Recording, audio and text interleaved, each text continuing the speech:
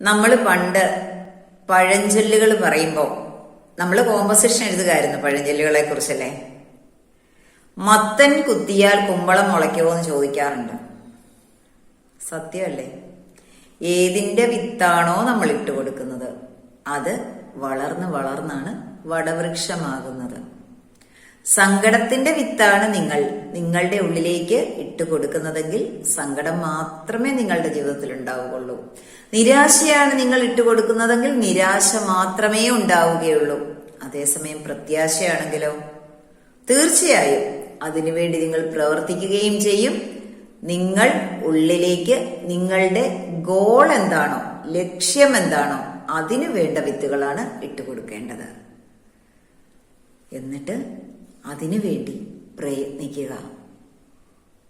Video ഇഷ്ടമായെങ്കിൽ like ചെയ്യുക, comment ചെയ്യുക, കൂടുതൽ ആളുകളിലേക്ക് ഷെയർ ചെയ്യുക.